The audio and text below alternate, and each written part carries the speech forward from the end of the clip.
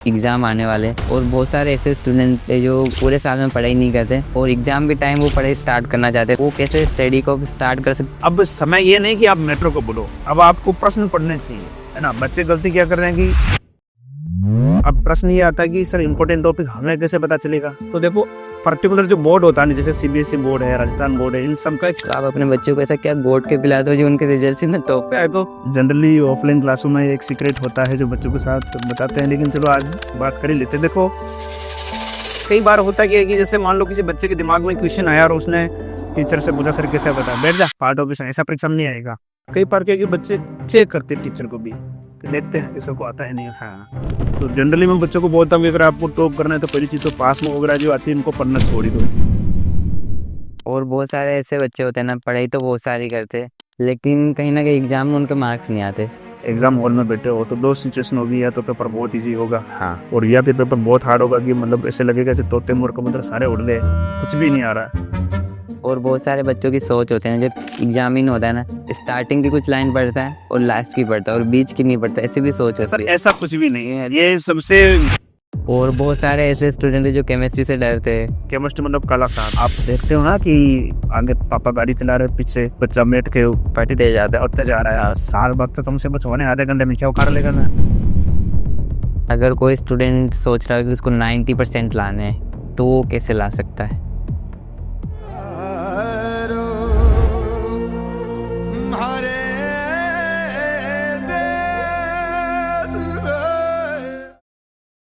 नमस्ते सर। नमस्कार। पधारो हमारे पॉडकास्ट में, आपका बहुत बहुत स्वागत है। धन्यवाद। तो पॉडकास्ट को स्टार्ट करने से पहले चाहेंगे कि अगर आप हमारे व्यूवर्स को अपना इंट्रोडक्शन दे दें। मेरा नाम केसी डानिया है और 2012 में अडानी एजुकेशन ग्रुप की शुरुआत आसन केंद्र हमने की थी।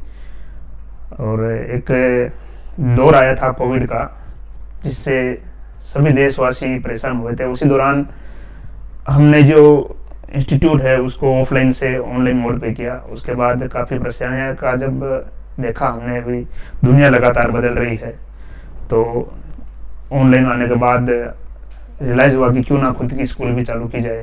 तो जो प्रबुद्ध नागरिक हैं, जो शिक्षा क्षेत्र से जुड़े हुए हैं, यहाँ के कुछ लोगों का सहयोग लेकर हमने आगे बढ़ा। जैसे तिलौली के नवीन जी आमेटा है, मोहरा के भीमराज जी गुर्जर है और बराना के शांतिलाल जी जाट है। तो इनको लेकर हमने एक विद्यालय की शुरुआत की। इसी सत्र से हमने अडानी स्कूल के नाम से विद्यालय की शुरुआत की है। और हमारा जो अनुभव है, जो हमने इतना समय इस सेक्टर को दिया है, तो कोशिश यही रहती है कि बच्चों को अधिक से अधिक इसका फ़ायदा मिले।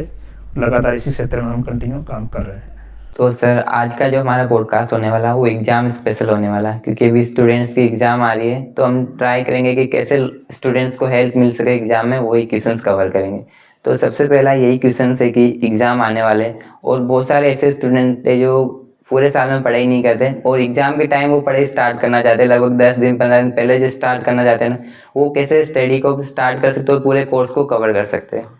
जनरली बच्चों के सामने अभी सबसे बड़ी चुनौती ये है कि काफ़ी क्वेश्चंस मेरे पास भी आते हैं कि सर आधा साल बीत गया है, तैयारी कुछ हुई नहीं है, अब तैयारी कैसे करें। तो देखो घबराने की बात नहीं है, आधा साल बीत गया, अभी भी आपके पास समय है।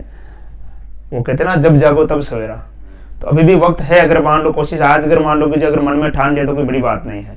एक रणनीति बनाकर subject wise time table set करके अपन उस चीज़ को कवर कर सकते हैं। अब क्या है कि बच्चे पढ़ाई में अक्सर गलती ये करते हैं कि उनको ये तो पता है कि मैंने पढ़ा है, लेकिन उनको ये ध्यान नहीं होता है कि जो मैंने टॉपिक पढ़ा है उस चैप्टर में टॉपिक कौन कौन से हैं। तो सबसे पढ़ने का जो सबसे अच्छा तरीका ये होता है कि जब आप किसी चैप्टर को पढ़ रहे हो तो उसकी एक समरी आपके पास होनी चाहिए, ब्लूप्रिंट आपके पास होनी चाहिए कि इस चैप्टर में कौन कौन से जो टॉपिक है वो कवर कर रहे हैं, ताकि जो टॉपिक आपने पढ़ा है उस टॉपिक को आप टिक करते जाए, ताकि आपको आइडिया हो जाए कि इस चैप्टर में ये टॉपिक है और इन टॉपिक को मुझे पर्टिकुलर तैयार करना है। तो कम टाइम में अगर अच्छी तैयारी करनी है तो यही है कि आपको चैप्टर को डिवाइड करना पड़ेगा। सारा पढ़ने से कोई मतलब नहीं है। अगर बच्चे को अगर साल भर अगर मिल रहा है पढ़ने को तो सारा पढ़ सकते, लेकिन अब बच्चा ये करे कि सर आधा समय बीत गया है, मेरे को कुछ याद नहीं है, मैंने कुछ तैयारी की नहीं है, तो जब आधा समय बीत ही गया है तो पूरा पढ़ना तो पॉसिबल ही नहीं पूरा पढ़ना। तो आधा समय बीत गया तो आधा ही पढ़ो। आधा पढ़ना है तो उसके अंदर मेन ये है ना कि आप टॉपिक सिलेक्ट कर लो, जो कौन कौन से टॉपिक इंपॉर्टेंट है उसको सिलेक्ट कर लो। अब प्रश्न ये आता है कि सर इंपॉर्टेंट टॉपिक हमें कैसे पता चलेगा। तो देखो पर्टिकुलर जो बोर्ड होता है, जैसे सीबीएसई बोर्ड है, राजस्थान बोर्ड है, इन सब का एक पैटर्न होता है प्रश्न पूछने का। तो 5-6 साल का पेपर उठा लो, उन पेपर्स को आप देखो, भाई पर्टिकुलर किसी चैप्टर से किस प्रकार के प्रश्न पूछे जा रहे हैं, तो उन्हीं प्रश्न के ऊपर फोकस करो ना। अब समय ये नहीं कि आप मैटर को पढ़ो, अब आपको प्रश्न पढ़ने चाहिए, है ना। बच्चे गलती क्या कर रहे हैं कि उस मैटर के पीछे भाग रहे हैं जो उनसे कवर हो नहीं रहा है। प्रश्न पढ़ो और प्रश्न के बाद क्या करो, फिर मैटर पढ़ो। जब आप एक बार प्रश्न पढ़ लोगे, फिर जब आप प्रश्न पढ़ने के बाद जब आप मैटर पढ़ोगे, तो जैसे आप मैटर पढ़ रहे होगे तो तुरंत आपके माइंड में आ जाएगा कि यार इसका प्रश्न पूछा गया है, तो आपको ऑटोमेटिक वो दिमाग में हाईलाइट हो जाएगा कि किस तरह से मेरे को तैयारी करनी है। तो शॉर्ट टाइम में अगर मान लो आपको तैयारी करनी है तो यही तरीका है कि पहले प्रश्न पढ़ो फिर मैटर पढ़ो। और जैसे कि आखिर में आपके जो रिजल्ट्स आते हैं आपके स्टूडेंट्स के, वो कहीं ना कहीं टॉप पे होते हैं, तो आप अपने बच्चों को ऐसा क्या गोद के पिलाते हो जो उनके रिजल्ट्स ही ना टॉप पे आते हैं? देखो ऐसी कोई जड़ी बूटी तो है नहीं कि बच्चों को गोल के पिला ले। इसमें मेन काम करता है अनुभव। और जनरली ऑफलाइन क्लासों में एक सीक्रेट होता है जो बच्चों के साथ बताते हैं, लेकिन चलो आज बात कर लेते हैं। देखो इसका सबसे बड़ा जो सीक्रेट ये है कि हमारा शुरू से एक टारगेट रहा है कि बच्चों के इतने अंदर तक घुस जाओ कि बच्चा जिस स्थिति में होना उस वक्त भी आपका नाम जप रहा हो। और बच्चे को अगर टॉप कराना तो सबसे पहले बच्चे की हर स्थिति को समझना पड़ता है। उसकी मानसिक स्थिति क्या है, बच्चा क्या सोचता है, इतना उसके डीप तक जाना पड़ता है कि बच्चा हर बात आपसे शेयर कर सके। और हम बच्चों को इसी प्रकार का एक वातावरण देते हैं कि बच्चा संकोच नहीं करे, बच्चा डर के माहौल में नहीं रहे, वो अपनी बात खुल के कह सके। जब तक बच्चा खुल के अगर बात नहीं कह पाएगा तब तक उसके अंदर कहीं ना कहीं वो कुंठित रहेगा कि मेरे मन में विचार हैं लेकिन मैं सर से कहूंगा तो पता नहीं सर कैसे रिएक्ट करेंगे, मेरे बारे में क्या सोचे। तो हम सब बच्चों को शुरू से ये कहते हैं कि एक फ्रेंड समझो, और कोई भी समस्या जब तक आप बताओगे नहीं तब तक उसका समाधान नहीं होगा। और अक्सर मैं बच्चों को क्लास में तो अपने मारवाड़ी में कहावत है कि बना मांगे तो माँ भी रोटी न दे। हाँ, तो मम्मी को भी बोलना पड़ता है कि मेरे को भूख लग रही है। तो अगर जब तक आप बच्चा बताएगा नहीं तो पता कैसे चलेगा क्या समस्या है। इसलिए बच्चे को एक प्रॉपर इस तरह का एक क्लाइमेट देना जरूरी है कि बच्चा आपके खुल के बात कर सके। दूसरा क्या है कि मार्केट के अंदर जैसे अलग अलग प्रकार की डेस्क वर्क चलती है, तो जनरली मैं बच्चों को बोलता हूँ कि अगर आपको टॉप करना है तो पहली चीज तो पासबुक वगैरह जो आती है इनको पढ़ना छोड़ ही दो, इनको तो खरीदो ही मत। ये तो मतलब यूं कह सकते हैं पैसे की बर्बादी है। अच्छा। जो क्लास में जो हम मैटर पढ़ाते हैं बच्चों को ये कहते हैं कि आप इस मैटर को तैयार करो, क्योंकि जो मैटर हम देते हैं वो पूरा एनसीईआरटी बेस्ड होता है और उससे प्लस ही होता है। एनसीईआरटी की एक एक लाइन हम तैयार करके बच्चों को इजी लैंग्वेज में बच्चों को प्रोवाइड कराते हैं ताकि बच्चों को पढ़ते टाइम में समस्या नहीं आए। दूसरा, जब एग्जाम पास में आता है तो मार्केट में अलग अलग प्रकार की डेस्क वर्क आती है, लगभग 4-5 प्रकार की डेस्क वर्क आती है। तो हम बच्चों को एक ही ग्रुप में बांट देते हैं और उनको कहते हैं भी आप अलग अलग प्रकार की डेस्क वर्क ले लो। अगर मान लो कोई सभी बच्चे अगर एक ही प्रकार की डेस्क वर्क लेंगे तो एक डेस्क वर्क में लगभग 10 पेपर आते हैं। तो अगर एक डेस्क वर्क लेंगे तो 10 पेपर ही सोल्व करेंगे। हम क्या करते हैं बच्चों को ग्रुप में बांट देते हैं। जैसे मान लो 3 डेस्क वर्क ले ली तो 3 डेस्क वर्क में अलग अलग प्रकार के पेपर होंगे तो 30 पेपर हो जाएंगे। तो 30 पेपर अगर बच्चा सोल्व करके अगर मान लो जा रहा है और 31वां पेपर को उसका बोर्ड एग्जाम का है तो ये गारंटी है कि एक भी क्वेश्चन उसका बाहर नहीं जाएगा। कहीं ना कहीं मैच कर ही जाएंगे वो सारे। एक ही नहीं जाएगा, 100% एक भी क्वेश्चन बाहर नहीं जाएगा। सीक्रेट फॉर्मूला यही है। हाँ, वो ऐसे कोई जड़ी बूटी कुछ भी नहीं है। सीक्रेट फॉर्मूला यही है, पहले तो बच्चे को इतना तैयार करो कि बच्चा आप पे ट्रस्ट कर सके। आज सबसे बड़ी समस्या क्या आ रही है कि बच्चा कहीं ना कहीं अध्यापक के ऊपर ट्रस्ट नहीं कर पा रहा। यही प्रॉब्लम है कि उनका कनेक्शन इतना बन नहीं पाता, टीचर से डरते या कुछ लोग बात शेयर नहीं कर पाते पूरा। ये है ना, टीचर विश्वास नहीं जीत पाता है ना। कई बार होता क्या है कि जैसे मान लो किसी बच्चे के दिमाग में क्वेश्चन आया और उसने टीचर से पूछा सर कैसे बता, बैठ जा फालतू क्वेश्चन, ऐसा परीक्षा में नहीं आएगा। अब भले ही परीक्षा में नहीं आ रहा लेकिन बच्चे के दिमाग में अगर प्रश्न आया तो उसका आप समाधान तो करनी है ना। जब आप किसी बच्चे को ये बोलता है कि ऐसा परीक्षा में नहीं आएगा तो बच्चा सोचता है कि इसका मतलब सर को नहीं आ रहा है, नहीं आ रहा तो कोई बात नहीं, आप कहते हो ना कि ठीक है मैं कल देख के बताऊंगा। अब बच्चों के पास क्या है कि आजकल माध्यम बहुत हो गए, गूगल कर लेगा, कहीं ना कहीं पता कर लेगा, यूट्यूब पर ढेरों वीडियो पड़े हैं, चैट जीपीटी आ गई इजीली, वही आ गए तो वहां से वो आंसर उसको मिल जाएंगे। और कई बार क्या है कि बच्चे चेक करते हैं टीचर को भी, देखते हैं कि सर को आता है नहीं आता है, तो उस हिसाब से वो चेक करते हैं। तो ये भी चीजें हैं। तो सबसे मेन चीज ये है कि मैं तो ये मानता हूं कि बच्चा चाहे कमजोर हो, जब तक अगर टीचर उस बच्चे का विश्वास नहीं जीतेगा तब तक उसको कभी ग्रो नहीं करा सकता। और उसके लिए जरूरी है कि बच्चे के अंदर तक उतरना पड़ेगा, डेप्थ में जाना पड़ेगा कि बच्चा क्या सोचता है, क्या चाहता है, ये सबसे इम्पोर्टेंट है। अच्छा, तो इसमें जो स्टूडेंट्स होते हैं वो डरते हैं, तो उनके लिए क्या आपकी सलाह है कि जो टीचर के साथ कनेक्शन कैसे बिल्ड कर सकता है? कोई स्टूडेंट चाहता है ना तो कैसे कनेक्शन बिल्ड कर सकता है वो? देखो, एक जैसे मैं भी एक अध्यापक हूँ तो मैं सबसे पहली चीज तो बच्चों से यही चाहता हूँ कि वो पूर्ण रूप से अनुशासन में रहे। अनुशासन में रहेगा तो अपना आप सीखेगा। क्लास के अंदर अगर मान लो बैठा है तो उसका जो पूरा फोकस है कान, आंख पूरी तरह से टीचर की तरफ भी होनी चाहिए कि टीचर क्या बोल रहा है। आप क्लास में बैठे और दिमाग में कुछ और चल रहा है कि घर पे मेरे मिठाई पड़ी है, पता नहीं मैं जाऊंगा तो छोटा भाई खा जाएगा, मेरे रखेगा नहीं रखेगा, तो इस प्रकार के दिमाग में अगर विचार चल रहे हैं तो फिर आप वहां बैठे हो, आप कभी पढ़ नहीं सकते। सबसे मेन चीज तो यह कि जो अध्यापक आपके सामने खड़ा है उस पर आपको ट्रस्ट करना पड़ेगा। ये मैटर नहीं कर रहा कि उसकी क्वालिफिकेशन क्या है, भले ही वो 12th पास है, उदाहरण के तौर पर मान लो 12th पास है और 12th को पढ़ा रहा है, लेकिन उसने 12th भी आपसे पहले कर ली है। इसका मतलब जो चीज आप 12th आज पढ़ रहे हो, सामने वाला बंदा अगर मान लो 12th पास में, तो 12th पढ़ चुका है, उसने दुनिया देखी, उसको अनुभव है, उसके अनुभव का अपने को लाभ लेना चाहिए।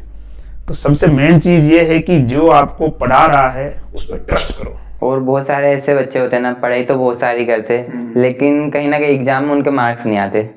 देखो इसका कारण क्या है कि दो तरह की स्थितियां होती है। जब आप एग्जाम देने गए, तो जब आप एग्जाम हॉल में बैठे हो तो दो सिचुएशन होगी, या तो पेपर बहुत इजी होगा कि आपको ऐसा लगेगा कि सब कुछ आ रहा है, और या फिर पेपर बहुत हार्ड होगा कि मतलब ऐसे लगेगा जैसे तोते मोर कबूतर सारे उड़ गए, कुछ भी नहीं आ रहा है। तो अगर मान लो कुछ भी नहीं आ रहा है तो घबराने की जरूरत नहीं है, थोड़ा 2 मिनट रिलैक्स रहो, सांस लो, कुछ ना कुछ तो याद आएगा आएगा। कुछ नहीं आ रहा है तो उसके लिए सबसे अच्छा है कि जो प्रश्न आया है पहले तो ये पता करो कि ये किस चैप्टर का हो सकता है। जब आपके माइंड में ये आ गया कि ये प्रश्न उस चैप्टर का है, तो फिर दिमाग में लोगे यार इस चैप्टर में कौन कौन से टॉपिक हो सकते हैं, तो उस टॉपिक तक आप पहुंचोगे तो फिर पता चल जाएगा कि टॉपिक से उस टॉपिक में कौन कौन से पॉइंट हैं। तो धीरे धीरे इस तरह से उस क्वेश्चन को फाइंड आउट कर सकते हो, उसका आंसर भी कैसे हो सकता है।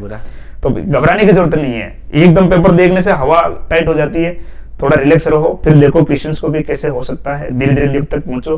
3.25 घंटे मिलते हैं, 3.25 घंटे बहुत होते हैं, कोई बड़ी बात नहीं है। और दूसरा, जब पेपर बहुत ज्यादा इजी आ जाता है, जब पेपर को पढ़ते तो ऐसा लगता है कि सब कुछ आ रहा है, तो उसमें बच्चा क्या अति उत्साहित हो जाता है, ओवर कॉन्फिडेंस, और अति उत्साहित में वो गलतियां कर बैठता है। जहां लिखना कुछ और होता है वहां कुछ और लिखा जाता है। मैंने ऐसे कई बच्चे देखे जिसके 99, 98 नंबर आते हैं केमिस्ट्री के अंदर या फिजिक्स के अंदर, तो वो खुद कहीं ना कहीं गलती करके आते हैं, और ऐसी गलती करके आते हैं कि जिस बच्चे के 99 नंबर आ रहे हैं वो क्वेश्चन उसने गलत किया, और जिस बच्चे के केवल 50 नंबर आ रहे हैं वो उसके सही है। वो 1 नंबर का जो गलती होती है ना, वो अति उत्साह के अंदर ही होता है कि जल्दबाजी में कि मैं सबसे पहले करके बैठ जाऊं। वहां सबसे पहले करके बैठने के क्या करना, अगर आपका 3.25 घंटे का अगर आपका पेपर है तो आप 2 घंटे में भी अगर कर लोगे तो भी 3.25 घंटे तो आपको बैठना ही है। तो उससे अच्छा कि आराम से करो, कोई दिक्कत नहीं है। तो तैयारी करके जाते हैं, लेकिन वहां टाइट हो जाती है हवा। कारण क्या है, या तो पेपर थोड़ा टफ होता है, घबरा जाते हैं, या इजी होता है तो अति उत्साह में आकर क्या कर देते हैं, गलती कर देते हैं। तो मेन चीज है कि खुद के ऊपर पेशेंस रखो। इजी है तो भी थोड़ा रिलैक्स रहो, हार्ड है तो भी रिलैक्स रहो, 2 मिनट रुको, उसके बाद स्टार्ट करो। बिल्कुल सही कहा आपने। और एक एग्जामिन होता है ना, जो बच्चों से क्या जाता है, जब वो कॉपी चेक करता है ना, तो वो क्या चीजें चेक करता है कि वो उसके लिए ज्यादा इंपॉर्टेंट होती है? देखो मैंने भी काफी बोर्ड की कॉपियां चेक की है, और मेरे जो काफी मित्र हैं उन्होंने भी बोर्ड की कॉपियां चेक की है। मैंने कई बार उनसे बात भी की है कि उनका सीधा सा टारगेट तो ये रहता है कि सबसे पहले तो बच्चे की जो राइटिंग होती है ना, उसको देख के जज कर लेते हैं कि बच्चा पढ़ने में कैसे होगा। पढ़ाई चाहे कितनी भी करो, जब तक अगर आप कॉपी में ढंग से नहीं लिख पा रहे हो ना, तब तो कोई मतलब नहीं है। भाई मान लो आप रात भर किसी कंप्यूटर में बैठ कर टाइपिंग कर रहे हो, और सुबह जब आपने प्रिंट निकाली तो प्रिंट खराब आ गई, उस रात भर टाइपिंग करने का कोई मतलब नहीं है। तो जो बच्चा पढ़ाई कर रहा हो, एक प्रकार से उसकी टाइपिंग हो गई, और जो लिख रहा है ना वो उसकी प्रिंट है। तो कॉपी में अगर आप ढंग से लिख नहीं पा रहे हो ना, तो कोई मतलब नहीं निकलता उसका, टीचर समझ ही नहीं पा रहा उसको। तो पहले तो राइटिंग देख के दिमाग में अपना पिक्चर क्लियर हो जाती है कि ये बच्चा पढ़ने में कैसे होगा। तो राइटिंग अच्छी होती तो दिमाग में थोड़ा माइंड में यार चलो ठीक है, इसको पढ़ने में आसान है। दिमाग पर कोई भी व्यक्ति जोर नहीं डालना चाहता, हर व्यक्ति फ्री होना चाहता है। अगर मान लो उसको 500 कॉपी अगर मान लो चेक होने के लिए मिली है, तो वो ये थोड़ी चाहेगा कि मैं महीने भर इसमें लेके बैठ रहा हूँ, 4-5 दिन में चेक करके खत्म करना चाहता है काम। तो एक तो जब बच्चा काम कर रहा है ना कॉपी के अंदर, तो जो एग्जामिनर उसका काम आसान कर दो। उसके लिए क्या होता है कि जो बोर्ड का जो पेपर होता है ना, वो 4 पार्ट में बटा होता है। Part A, B, C, D इस तरह से बटा होता है, और प्रत्येक पार्ट की जो नंबरिंग होती है ना, वो इक्वल होती है। जैसे मान लो कि पार्ट ए अगर मान लो 1-1 नंबर का होगा, तो उसके सारे प्रश्न क्या होंगे, 1-1 नंबर के ही होंगे। तो उसमें बच्चे क्या करते हैं कि ऊपर लिखते नहीं है, जबकि बच्चे को ऊपर कॉपी के ऊपर लिख देना चाहिए कि ये पार्ट ए है। तो टीचर को क्या है कि बार बार पेपर को देखने की जरूरत नहीं पड़ेगी कि ये क्वेश्चन कितने नंबर का है। जब ऊपर पार्ट ए लिख रखा है, इसका मतलब इसके सारे क्वेश्चन 1 नंबर के हैं, तो उसको बार बार पेपर को देखने की जरूरत नहीं पड़ेगी ये क्वेश्चन कितने नंबर का, सीधे जैसे आंसर देकर टिक कर लेगा।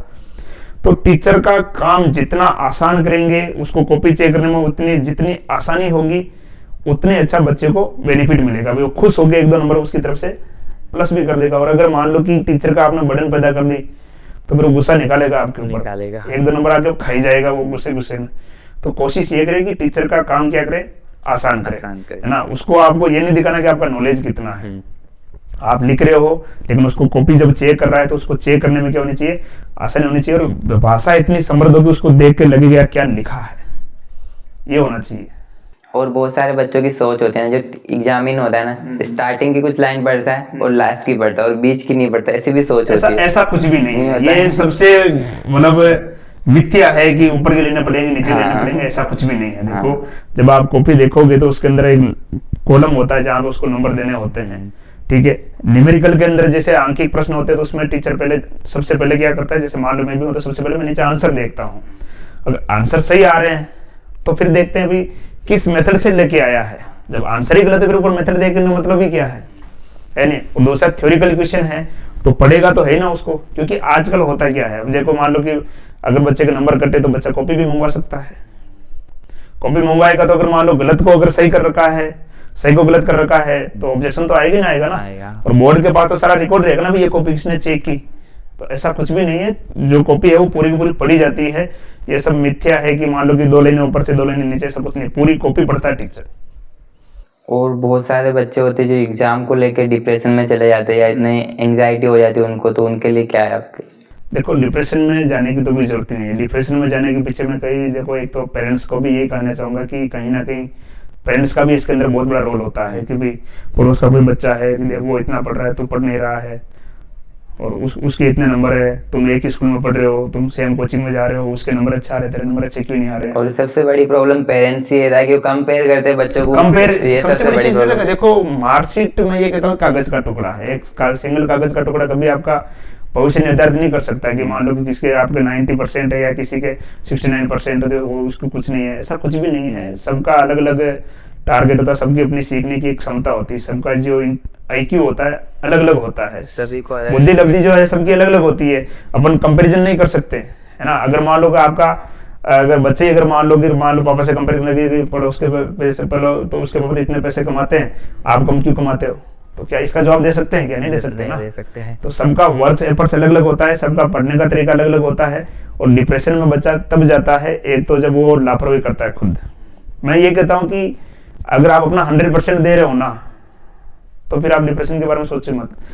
बस आपके अंदर संतुष्टि होनी चाहिए कि मैं मेरा 100% दे रहा हूँ, रिजल्ट आए कैसा भी आएगा कोई मतलब वो देखा जाएगा, लेकिन मैं मेरा 100% दे रहा हूँ, आगे जो होगा जो देखा जाएगा, है ना। बाकी ऊपर छोड़ दो भगवान के ऊपर, भाई आपने मेहनत की है तो आपको नंबर मिलेगा ही मिलेगा। और डिप्रेशन में जाते हैं ना वो भी अधिकतर टॉपर स्टूडेंट ही जाते हैं, जो एवरेज स्टूडेंट होते हैं वो इतने नहीं जाते। टॉपर्स के जाने के पीछे कारण क्या है कि जो सोसाइटी होती है उनसे ज्यादा उम्मीद लगा बैठती है, है ना। जैसे मान लो 10th में अगर मान लो 95% बन गए तो उसके ऊपर एक वो प्रेशर रहता है कि वो 95 को उसको मैनेज करके रखना है ना। तो वो सबसे बड़ा प्रेशर हो जाता है कि मान लो कि हो सकता है कि 10th में परिस्थिति अलग थी, 12th में परिस्थिति अलग थी, लेकिन एक वो उसका एक सामाजिक दबाव उसके ऊपर आ जाता है कि मेरे अगर 95% है तो मैं अगर 12th में 95 नहीं बनाऊंगा तो मैं लोगों को क्या मुंह दिखाऊंगा। लोग इसके अंदर क्या करेंगे, लोगों के बारे में सोचने नहीं है ना। सबसे बड़ा रोग क्या कहेंगे लोग, क्या कहेंगे लोग, लोग तो दोनों तरफ घूम जाएंगे, है ना। आगे अगर मान लो कि आपके साथ अगर कुछ गलत होगा तो क्या वो लोग खड़े रहेंगे? क्या नहीं रहेंगे। देखो इसलिए लोगों के बारे में कभी सोचने नहीं है। मैं ये कहता हूं कि आप अपना 100% दो, परसेंटेज कितने बन रहे हैं इसको छोड़ दो, सीखने पे फोकस करो कि आपने सीखा क्या है उसमें। लर्निंग जितनी अच्छी होगी अर्निंग उतनी अच्छी होगी। घूम फिर के अगर कहीं भी बात होती है, अगर मान लो जैसे साइंस लेते हैं तो भाई लोगों का ये होता है नौकरी जल्दी लगेगी या प्राइवेट सेक्टर में पैसा अच्छा होगा, तो आप सीखने पे फोकस करो। अगर सीखने पे फोकस करोगे तो परसेंटेज तो अपने आप बन जाएंगे, और अगर परसेंटेज बनाने पे फोकस करोगे तो ना तो परसेंटेज बन पाएंगे ना सीख पाओगे, दोनों तरफ से जाओगे। इसलिए मेन ये है कि सीखने पे फोकस करो। अगर आपके परसेंटेज कम भी है लेकिन अगर आपको नॉलेज अच्छा है तो आप कहीं नहीं अटकोगे, आप लोगों को मुंह तोड़ के जवाब दे सकते हो अपने टैलेंट के बेस के ऊपर। सही कहा आपने बिल्कुल। तो इसलिए परसेंटेज बेस पे अगर जाओगे, कोशिश करोगे कि मेरे को 95 लेकर चलना है, तो जाहिर सी बात है कि आप डिप्रेशन में जाओगे, क्योंकि आपका दिमाग में केवल एक ही चीज चल रही है कि 95। आप ये नहीं देख लो कि मेरे को आता कितना है, ये दिमाग में है ही नहीं कि मैं कितना सीख रहा हूँ। दिमाग में केवल एक ही चीज है कि मेरे को 95 बनाने हैं, अब क्या करोगे 95 बना के? और बहुत सारे बोले रट्टा मार के 95 बना तो लेंगे, लेकिन वो कितना सीखा कितना वो मैटर कहीं काम नहीं आने वाले ना, हाँ, कहीं काम नहीं आने वाले। इसलिए तो। और जैसे कि आप केमिस्ट्री के टीचर हो और बहुत सारे ऐसे स्टूडेंट हैं जो केमिस्ट्री से डरते हैं, तो आप केमिस्ट्री को आप इजी वे में कैसे समझाना चाहोगे? देखो, मैं अक्सर ऑफलाइन क्लास में भी यही बात बोलता हूँ कि केमिस्ट्री की सबसे खास बात क्या है, इजी बहुत है, वेरी इनोसेंट सब्जेक्ट है। एक हवा बना दी कि भाई केमिस्ट्री मतलब काला सांप है, ऐसा कुछ भी नहीं है ना। उसको थोड़ा डीपली पढ़ना पड़ता है, जो रिएक्शन वगैरह होती है। जैसे मैं बच्चों को जब पढ़ाता हूँ तो मैं एक ही बात कहता हूँ कि एक छोटी कॉपी बना लो, जैसा मैंने शुरुआत में बताया था, एक छोटी कॉपी बना लो और उसके अंदर जो इंपॉर्टेंट टॉपिक उसको लिखते चलो। आपको ये पता होना चाहिए कि जो चैप्टर आप पढ़ रहे हो इसके अंदर कौन कौन से टॉपिक हैं और कौन कौन से टॉपिक आपके कवर हो गए। अगर ये ध्यान में रहेगा, और step by step her chapter एक दूसरे से क्या करता है, रिलेटेड होता है ना। 11th का काफी ज्यादा मैटर जो है 12th से रिलेटेड होता है। इसलिए अगर मान लो कि कोई बच्चे ऐसे होते हैं ना जो 11th में ध्यान नहीं देते हैं और 12th में ध्यान देते हैं, यहाँ जनरली एक ही चीज होती है ना कि 11वीं में क्या है, 12वीं में पढ़ेंगे, 11वीं को परसेंटेज कौन पूछ रहा है, बोर्ड पे ध्यान देंगे। यहाँ गलती कर जाते हैं ना कि 11वीं की तो 12वीं में आएगा। जब आपका अगर बेस ही अगर मान लो वीक है तो फिर आप 12th में कैसे क्या करोगे। तो यहाँ गलती कर जाती है। केमिस्ट्री में देखो होता क्या है, जैसे एक ऑर्गेनिक केमिस्ट्री में बच्चे क्या बोलते हैं कि सर जब क्लास में तो सब समझ में आता है, कोई दिक्कत नहीं है, लेकिन जब क्वेश्चन सोल्व करते हैं तो पता नहीं चलता कि ये क्वेश्चन आया कहाँ से। तो उसके अंदर क्या करते हैं कि जो एग्जामिनर होता है ना, जैसे 2-3 चैप्टर को मिक्स करके रिएक्शन बना देता है। अब बच्चा क्या करता है, उस रिएक्शन को रट्टा मारता है।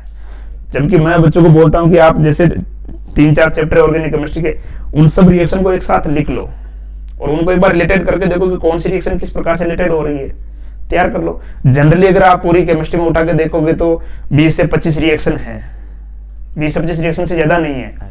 वही रिएक्शन क्या हो रही है, रिपीट हो रही है। जो रिएक्शन मान लो फर्स्ट चैप्टर में है, ऑर्गेनिक केमिस्ट्री का फर्स्ट चैप्टर, वही रिएक्शन आपके सेकंड चैप्टर में ही है। तो रिएक्शन तो 2 ही है, लेकिन बच्चे के हिसाब से 2 और 2 कितनी होगी, 4 होगी, जबकि एक्चुअल में 2 ही रिएक्शन है, वही वापस रिपीट होगी। जो बच्चा पढ़ता है उसको ध्यान में होता है कि ये वही रिएक्शन है, लेकिन जो नहीं पढ़ता है उसके हिसाब से कितनी है, 4। और फिर वो सभी रिएक्शन को लिखता है तो रिएक्शन 20 रिएक्शन की बजाय उसकी लिस्ट में आती है 60 रिएक्शन। तो घबरा जाता है कि मैं 60 को कैसे याद करूंगा। यानी उनको समझने की जरूरत है। बस डीप थोड़ा ध्यान से माइंड में पेशेंस रखो, घबराओ मत। घबरा जाते हैं ना इसलिए भूल जाते हैं। सर अभी एग्जाम आने वाले, तो स्टूडेंट के लिए आप एक ऐसा सोलो फॉर्मूला बता दीजिए ना, जिससे कि वो सब कुछ कवर कर सके। देखो, सबसे अच्छा फॉर्मूला ये है कि टाइम कम है और जो हो गया उसको भूल जाओ और आज से एक नई शुरुआत करो। ये समझ लो कि सेशन की शुरुआत ही आज ही हुई है और सेशन 10 महीने का नहीं होके 3 महीने का है, ये मान के चलो, है ना। तो उस हिसाब से एक रणनीति बना लेनी चाहिए कि मेरे को ये टॉपिक तैयार करने हैं। सबसे बड़ी गलती क्या करते हैं बच्चे की, जो एक आदत मैंने देखी है कि जो हार्ड चैप्टर होता है ना उसके पीछे लगता है सबसे पहले, कि बाकी चैप्टर तो मेरे को इजी लगते हैं, ये मेरा हार्ड है, मैं इसको पहले तैयार कर लूँ। वो हार्ड चैप्टर तो उससे तैयार होता नहीं है, उसके चक्कर में इजी चैप्टर भी जाते हैं। हाँ सही, ये गलती बहुत सारे लोग करते हैं। नहीं, तो सबसे अच्छा है कि हार्ड चैप्टर तुमसे नहीं हो रहा तो छोड़ो ना उसको, जो इजी है उसको तो कंप्लीट कर लो। जो चैप्टर तुम्हें लगता है कि यार ये चैप्टर इजी मैं इसको कर सकता हूँ, पहले उसको 100% कर लो। कि किसी भी चैप्टर को इस तरह से तैयार कर लो भी जो चैप्टर पढ़ लिया इतना अपने अंदर कॉन्फिडेंस हो जाना चाहिए कि इससे कोई सा भी प्रश्न आ जाए वो गलत नहीं होगा। ये कॉन्फिडेंस आना बहुत जरूरी है। और ये कॉन्फिडेंस कब आएगा, जब उस चैप्टर को पढ़ने के बाद उस चैप्टर के सारे क्वेश्चंस करेंगे। बच्चे गलती क्या करते हैं, मैटर को पढ़ते हैं, उनको ये आइडिया नहीं होता है कि इस मैटर से क्वेश्चंस कैसे आएंगे। तो आप जब पढ़ रहे हो तो उसको ये पता होना चाहिए कि क्वेश्चंस जो है वो कैसे आएंगे, ये बहुत जरूरी है। तो जब आपको ये पता कि क्वेश्चन कैसे आएंगे तो कॉन्फिडेंस, जब आप पेपर को सोल्व करोगे, जब आप आंसर लेके आओगे तो कॉन्फिडेंस अपना बढ़ जाएगा, यार मैं कर पा रहा हूँ। ये चीज है। अब टाइम कम रह गया है तो अब क्या करो, क्वेश्चंस को सोल्व करो, ज्यादा से ज्यादा क्वेश्चन सोल्व करो। मैटर पढ़ने का टाइम नहीं है, एक बार पढ़ लिया जो पढ़ लिया, या तो अगर एक बार क्या करो हल्की डिग्री निकालो और प्रैक्टिस जितनी ज्यादा करेंगे उतना अच्छा है। अगर आप देखोगे कोटा का पैटर्न, आप देखोगे वहाँ की जो जितने भी कोचिंग इंस्टीट्यूट अगर आप देखोगे उनकी जो बुकलेट आती है उसमें 20-25 पेज के तो क्या होता है, मैटर होता है, और 60-70 पेज के क्या होते हैं, क्वेश्चंस होते हैं। उनका एक ही पैटर्न है कि क्वेश्चंस की जितनी ज्यादा प्रैक्टिस करेगा उतना ज्यादा बच्चे के अंदर क्या आएगा, कॉन्फिडेंस आएगा। आगे ये थोड़ी पूछेगा कि आपको कितने पेज याद है, वो तो एक प्रश्न देगा और उस प्रश्न का आपको आंसर आना चाहिए। और एग्जाम के दिन बहुत सारे बच्चे नर्वस भी हो जाते हैं या पैनिक हो जाते हैं, तो उन एग्जाम के दिन वो अपना कॉन्फिडेंस कैसे बूस्ट कर सकते हैं? कॉन्फिडेंस डाउन करने के पीछे सबसे बड़ा रोल होता है दोस्तों का। आप देखते हो ना कि आगे पापा गाड़ी चला रहे, पीछे बच्चा बैठ के पढ़ते जा रहा है यार। साल भर तो तुमसे कुछ होने, आधे घंटे में क्या उखाड़ लेगा अभी। हाँ। उस वक्त तो माइंड को रिलैक्स करो ना आराम से। हम्म।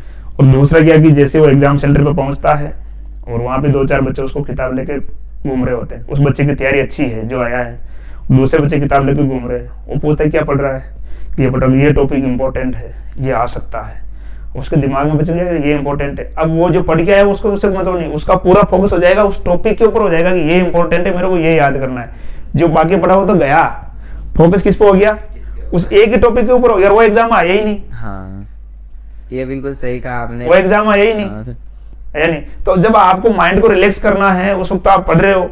अब सोचो कि आपके पास 10 महीने थे, 10 महीने में अगर आप तैयारी नहीं कर पाए तो आप 30 मिनट के अंदर क्या कर लोगे, तो नहीं कर सकते हो। तो एग्जाम सेंटर के ऊपर पहली चीज तो आपको कोई पढ़ने की सामग्री ले जानी नहीं है। माइंड को रिलैक्स करना चाहिए थोड़ी देर। माइंड को रिलैक्स रखो आराम से कि जो बस जो ये मान लो कि जो मैं पढ़ गया है वो सफिशिएंट है, पढ़ने की सामग्री एग्जाम पे ले जानी नहीं है, ये ध्यान रखना है। और दूसरी गलती क्या करते हैं कि जैसे मान लो एक पेपर हुआ, आपके पास 3.25 घंटे का टाइम था, जब तक आपके पास आंसर शीट है तब तक वो आपकी है, और जैसे ही आपने आंसर शीट एग्जामिनर को दी, भूल जाओ उसको, भूल ही जाओ कि ये कुछ हुआ भी था। अब बच्चे क्या गलती करते कि पेपर खराब हो गया, अब आपने एग्जामिनर को दे दिया, क्या उसमें आप चेंज कर सकते हो? नहीं कर सकते, नहीं कर सकते हो। उसको दिमाग में लेके क्यों बैठे हो? नेक्स्ट पे वर्क करना चाहिए। इससे अच्छा है कि उसको छोड़ दो ना। अब आप कुछ भी नहीं कर सकते, चाहे आप रो हंसो कुछ भी नहीं कर सकते, आप पागलपंती भी करो कुछ भी नहीं कर सकते हो। इसलिए अच्छा है कि अगर मान लो उसमें कुछ कमी रह गई है तो अगला पेपर है उसके अंदर उसकी भरपाई करो। हाँ, ये होना चाहिए ना। बच्चे दिमाग में कई बार ऐसे आते हैं ना कि जैसे एग्जाम दे के आते हैं, यहाँ आते हैं स्कूल के अंदर आते हैं तो रोने लग जाते हैं, अभी मुझसे क्या हो गया सर, पेपर बिगड़ गया या गया, रो क्यों रहा है? अब तो कुछ हो नहीं कुछ सकता नहीं हो है सकता ना। अब तो अगर मान लो तेरे 2-4 नंबर अगर मान लो कि कट रहे हैं तो जो अगला पेपर है उसको कवर कर। इसके रोने के चक्कर में अगला पेपर भी वही खराब खराब हो हो जाता जाएगा। है, फिर सारे पेपर क्या हो जाते हैं, खराब हो जाते हैं। जैसे ही आप आपकी आंसर शीट आप एग्जामिनर को दे रहे हो, समझ लो कि बस उसके बारे में डिस्कस करना ही नहीं है, समझ लो पेपर था ही नहीं, हो गया, उसको हटाओ साइड में, कुछ भी विचार नहीं करना है, आगे की सोचो बस। बिल्कुल सही कहा। और कैसे स्टूडेंट अपने वीक एरियाज को फाइंड करके उस पर वर्क कर सकते हैं? देखो, अगर आपकी वीकनेस है ना, मैं बच्चों को ये बोलता हूँ कि आपको कभी भी किसी से सलाह नहीं लेनी चाहिए कि पढ़ना कैसे है ना, क्योंकि हर व्यक्ति का अलग अलग होता है। अगर आप किसी टीचर से पूछोगे या किसी आपका जो क्लासमेट है उससे पूछोगे, आप ये सोचते हैं इंटेलिजेंट है, इससे पूछता है वो कैसे पढ़ता है, सबका पढ़ने का तरीका अलग अलग होता है ना। उसका पढ़ने का तरीका अलग है, आपका पढ़ने का तरीका अलग है। खुद का वीक पॉइंट है, उसको देखने का तरीका क्या है कि अपनी कमजोरी अपने को पता होती है। हाँ। हर बच्चे को पता होती है कि वो कहाँ गलती कर रहा है, उसको पता होती है। वो अलग बात है, वो लोगों के सामने एक्सेप्ट नहीं कर पाता, बताता नहीं कि मेरी क्या गलती है, लेकिन उसको पता होता है कि मैं क्या गलती कर रहा हूँ, और ये भी पता होता है कि मैं गलती कहाँ कर रहा हूँ और कहाँ मिस्टेक हो रही है ना। वो सुधारना भी चाहता है उस चीज को, लेकिन वो एक ऐसी एज में होता है कि वो चीजें उससे हो नहीं पाती है। रही बात अगर किसी सब्जेक्ट को लेकर या किसी टॉपिक को लेकर उसकी कोई वीक पॉइंट है, तो उसको पता कब चलेगा कि जब वो क्वेश्चन सोल्व करेगा।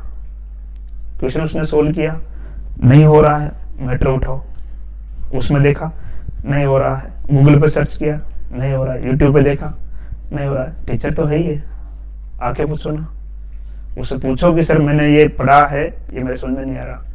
अब यहाँ बच्चे गलती क्या करते हैं कि जैसे मान लो कोई टॉपिक आज पढ़ाया, आज पढ़ाने के बाद अगर बच्चा घर जाके उसको तुरंत पढ़ लेगा तो उसको पता रहेगा भी इस समस्या आ रही है, टीचर को जाके पूछ लेगा। बच्चे क्या करते, पढ़ते नहीं है। अब जो टॉपिक उसको मान लो कि मई जून में पढ़ाया गया है, उसने पढ़ा ही नहीं, अब वो तैयारी करेगा कब, एग्जाम के टाइम पे। जो मई जून वाली चीज पूछेगा टीचर से जाके, और उसको बच्चे को उसके आसपास की चीजें याद ही नहीं है।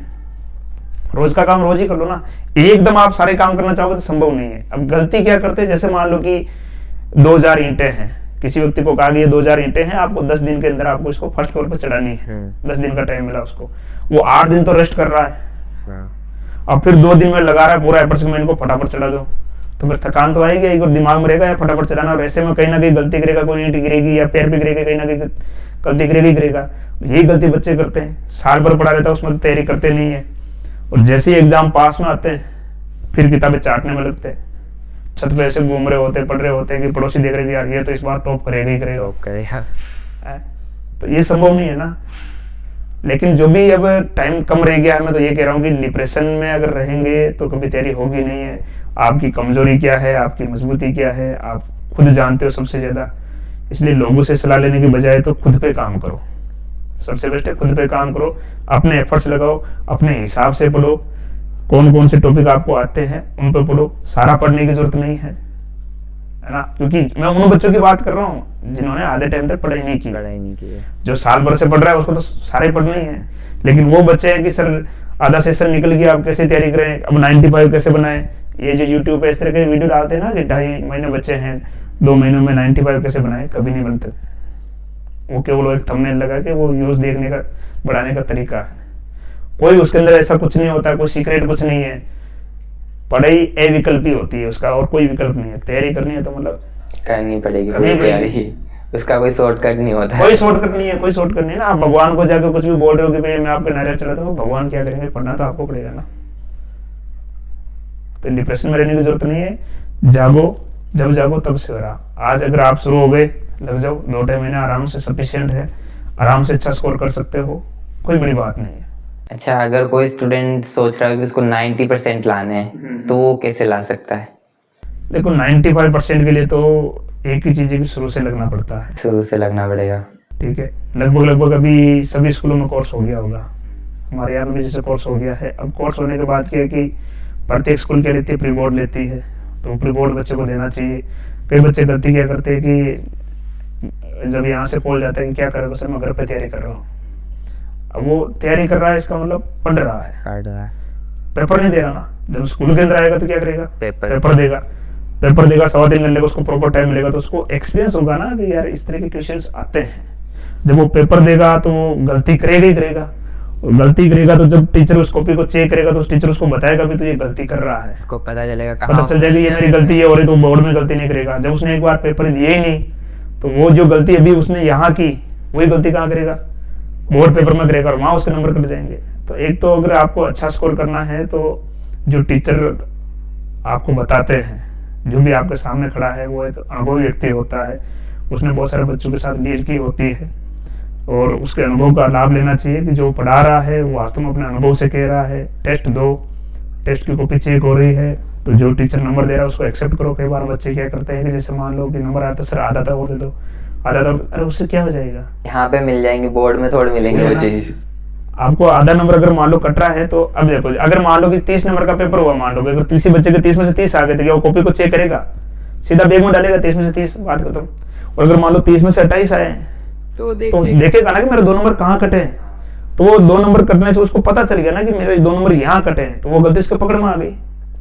तो कॉपी टाइट चेक करने के पीछे एक ही रीजन होता है कि बच्चे को कहीं ना कहीं उसकी कमी का पता चले, और टीचर को मतलब बच्चे को ये चाहिए कि वो टीचर से यही कहे सर मेरी कॉपी आप फुल टाइट चेक करो, कोई दिक्कत नहीं, मेरे को नंबर का लोग नहीं है। भाई प्री बोर्ड में तुम नंबर लाके क्या करोगे, हाँ उसे अच्छा ना इसको आप एज ए प्रिपरेशन लो, ताकि मेरी गलतियां है वो सामने है, अपनी गलतियां ढूंढने की कोशिश करो। गलतियां सामने है, मुझे मेरी तैयारी का पता चले कि मेरी तैयारी कितनी कैसे हो रखी है, इस पर फोकस होना चाहिए।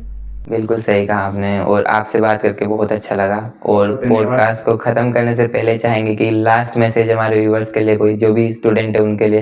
देखो बच्चों को तो मैं एक ही चीज कहना चाहूंगा कि समय आपके पास कम है और जितना हो सकता है तैयारी करते हैं। और एक चीज क्या है कि टाइम टेबल बना के कभी तैयारी नहीं करनी चाहिए, मैं एक ही बात कहूंगा। क्योंकि जब आप पढ़ने बैठे हो ना तो बस ये टारगेट ले लो कि ये जैसे 2nd चैप्टर पढ़ रहा हूँ तो जब तक ये चैप्टर कंप्लीट नहीं होगा मैं सोऊंगा नहीं। अगर टाइम टेबल बना के चलोगे तो टाइम टेबल गड़बड़ होगी। आपने टाइम टेबल बनाया, मान लो 5 बजे उठना है और फ्रेश होकर ब्रश करके 5:30 बजे पढ़ने बैठना है। आप उठे, आप ब्रश कर रहे हो, आपका छोटा कोई टॉयलेट में घुस दिया, आधा घंटा उसने लगा दिया, आपका टाइम टेबल तो सारा ही हो गया, निकल गया। अब आप पढ़ रहे हो भाई शाम को मेरे को 11 बजे तक पढ़ना है और आपका टॉपिक आधा और 11 बज गए, तो टाइम टेबल के हिसाब से तो आपको सोने का टाइम हो गया। अब इस हिसाब से 11 बजे सोओगे तो आप उस टॉपिक को क्या करोगे, आधा करके छोड़ोगे, नेक्स्ट डे में करोगे, मतलब ही नहीं है। और इससे हमारा माइंड भी ऐसा होता है कि घड़ी पे रहता है कि कब वो टाइम होगा, कब मैं सोऊंगा, उस पर रहेगा, बार बार वो चीज देखते रहोगे। सबसे बेस्ट इसलिए है कि जब आप पढ़ने बैठे हो तो बस टाइम कुछ नहीं है भैया, जब तक ये टॉपिक कंप्लीट नहीं होगा तब तक सोना नहीं है। मोबाइल है उसको साइड में रख दो। सबसे बड़ी समस्या ये है कि मोबाइल जैसी बजा, नोटिफिकेशन आया, आपने चेक किया, इसने क्या मैसेज आया, सबसे इंपॉर्टेंट काम लगने लग गया बच्चों को तो आजकल। नोटिफिकेशन आया नहीं है। फेसबुक इंस्टाग्राम को बंद ही कर देनी चाहिए विद्यार्थियों को अब तो, क्योंकि जब किसी बच्चे ने खुद ने फोटो डाली, उसको खुद को पता है कि वो इतना सुंदर नहीं है, सामने वाले को भी पता है कि इतना सुंदर नहीं है, फिर वो नीचे लिख रहा नाइस पिक, तुम बोल रहे हो थैंक यू, तो ये काल्पनिक दुनिया में जी रहे हो, उससे कोई मतलब नहीं है ना। ये तो बिल्कुल सही कहा आपने सर। तो उससे कोई मतलब नहीं है। आप पढ़ाई पे फोकस करो। फेसबुक इंस्टाग्राम, मैं कह रहा हूँ कि हर बच्चे के 4 से 5% खा जाता है। आपके पास जब आप आराम से सक्सेस हो जाओ, जब आपके एग्जाम हो जाए, उसके बाद ध्यान देने क्या फर्क पड़ रहा है उनसे। ऐसा तो नहीं कि मान लो आपने कोई मान लो फोटो नहीं डाली या किसी ने कमेंट नहीं किया, ऐसे भी देखे हैं कि जब मतलब उसके दोस्त को फोन करके बोल रहे थे मेरे फोटो को कमेंट नहीं किया। हाँ, फोटो कमेंट नहीं किया, स्टोरी नहीं लगाई। तो ये चीजें तो खाती है ना परसेंटेज, उससे क्या फर्क पड़ रहा है, नहीं लगाया तो क्या फर्क पड़ रहा है। आप अच्छे परसेंटेज बनाओ, आपके सारे रिश्तेदार आपके फोटो लगाएंगे, आपके सारे दोस्त लगाएंगे, कॉन्ग्रेचुलेशन लिखेंगे, ऑटोमेटिक लिखेंगे। स्टेज को अचीव करोगे। वही है ना। हाँ। जब तक कोई भी बीज होता है ना, जब तक वो दबेगा नहीं ना, तब तक पौधा नहीं बन सकता कभी भी। तो आपको भी दबना पड़ेगा। आपको आपके समाज के आसपास के शुरुआत में आपको अपनी पहचान मिटानी पड़ेगी। घर के अंदर कैद हो जाओ, लोगों को पता ही नहीं होना चाहिए यहाँ कोई रहता भी है। जिस दिन रिजल्ट आए उस दिन पता चलना चाहिए, डोर बजते तो यार यहाँ ये अपने यहाँ पास में रहता था क्या, ऑटोमेटिक लोग स्टेटस लगा देंगे। बिल्कुल सही। तो ये तो डिप्रेशन में नहीं रहना है, बढ़िया अच्छी लोग के पढ़ाई करो, टेंशन नहीं लेनी है। जितना ज्यादा अगर प्रेशर लेके पढ़ाई करोगे तो कभी सक्सेस नहीं मिलेगी। मैं तो ये कहता हूँ कि मार्कशीट जो है कागज का टुकड़ा है, परसेंटेज आपके कभी डिसाइड ये नहीं करेंगे कि आप आगे क्या बनोगे। अगर आपने सीखने के हिसाब से आपने पढ़ाई की है तो परसेंटेज भले ही कम बन जाएंगे, लेकिन अगर आपको आज चीजें आती है तो आप जिंदगी में कभी नहीं अटकोगे। ऐसा भी हुआ कि बहुत सी बार जो टॉपर्स रहे ना, वो लाइफ में कहीं ना कहीं फेल भी हुए हैं। होते हैं ना, बहुत सारे होते हैं। वो कहते हैं ना कि अच्छा खिलाड़ी कभी अच्छा कोच नहीं बन सकता। हाँ, अच्छा खिलाड़ी कभी अच्छा कोच नहीं बन सकता। जब खराब खिलाड़ी होता है उसको पता है कि उसने कौन कौन सी गलतियां की है, तो जब अगले व्यक्ति को ये सिखाएगा ना कि ये गलतियां मैंने की है, अगर ये गलतियां तुम करोगे तो तुम आगे नहीं बढ़ सकते हो, है ना। तो मेन क्या है कि सामाजिक दबाव में नहीं आना है। बच्चे कहीं ना कहीं सामाजिक दबाव में आने की वजह से ढंग से पढ़ नहीं पाते। उनके दिमाग में एक ही चीज चल रही होती है कि अगर मेरे नंबर कम आ गए तो क्या होगा, पापा को क्या बोलूंगा मैं। तो ये चीजें नहीं लानी दिमाग में। क्या बोलेंगे पापा, कोई आगे जा गए। हाँ, अगर पापा समझदार है तो कहेंगे कोई बात नहीं बेटा, रीस्टार्ट करो। हाँ रिस्टार्ट करो। जिंदगी थोड़ी खत्म है। ऐसा तो नहीं कि मान लो कि एग्जाम दे दिया इसके बाद सब कुछ खत्म है। कभी कभी फेलियर भी मोटिवेशन बन जाता है लोगों को। सबसे बड़ा मोटिवेशन हाँ, वही होता है। वो कहते हैं ना कि असफलता सफलता की जननी है। अगर असफलता अगर आपके पास है तो जाहिर सी बात है सफलता तो पैदा करेगी वो। और असफलता कब आएगी, जब आप कुछ करोगे। जब कुछ करोगे नहीं तो असफलता आएगी कहाँ से। ना तो मैन यही है कि भाई आप अपना 100% दो, रिजल्ट अपने आप अच्छा आएगा।